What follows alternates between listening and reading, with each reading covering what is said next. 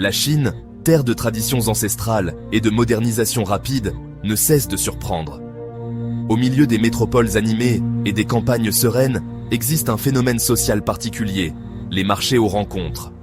Ces marchés, comme le célèbre marché du Parc du Peuple à Shanghai, offrent un aperçu des réalités complexes de l'amour, du mariage et des attentes de la société en Chine.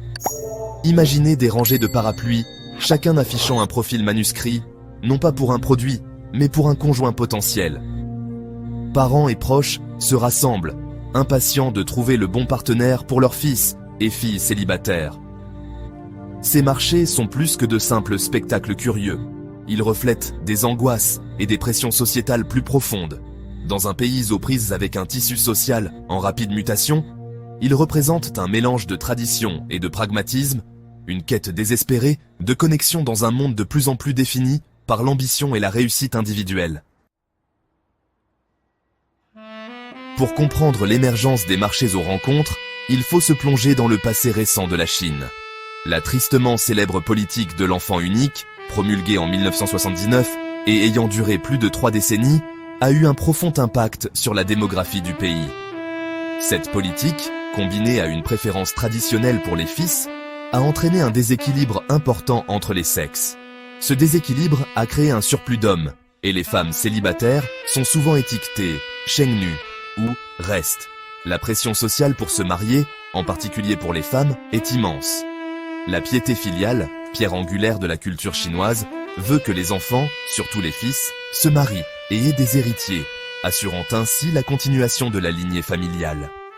Les parents ressentent une profonde responsabilité de voir leurs enfants mariés, ce qui les conduit sur ces marchés dans l'espoir d'assurer l'avenir de leurs enfants. Mais la recherche de l'amour et de la compagnie en Chine a pris une autre tournure, encore plus intrigante, la location de petites amies. Ce phénomène, facilité par les applications et les plateformes en ligne, permet aux individus de louer une partenaire pour une période déterminée. Les raisons de louer une petite amie sont diverses, allant de la recherche de compagnie à la réduction de la pression sociale de la famille et des collègues. Imaginez le stress de rentrer à la maison pour les fêtes, pour se retrouver confronté à une avalanche de questions sur sa vie amoureuse inexistante. Pour de nombreux jeunes professionnels dans la culture du travail acharné de la Chine, louer une petite amie offre un répit temporaire face à un tel examen. C'est un moyen d'apaiser les parents inquiets, de sauver la face dans les situations sociales, et peut-être même d'obtenir un avantage concurrentiel sur le lieu de travail. Ces phénomènes sociaux, aussi étranges qu'ils puissent paraître à un regard extérieur, mettent en lumière une vérité plus profonde sur la Chine contemporaine. Ils révèlent une société aux prises avec les conséquences d'un développement économique et d'une transformation sociale rapide, où les valeurs traditionnelles se heurtent aux aspirations modernes. La poursuite du bonheur, souvent liée aux attentes sociétales du mariage et de la famille, prend des formes nouvelles et parfois troublantes. Mais ces pratiques sont-elles des solutions vraiment efficaces ou ne font-elles que masquer des problèmes de société plus profonds? Offrent-elles une véritable connexion et un véritable épanouissement ou perpétuent-elles un cycle de pression et de superficialité?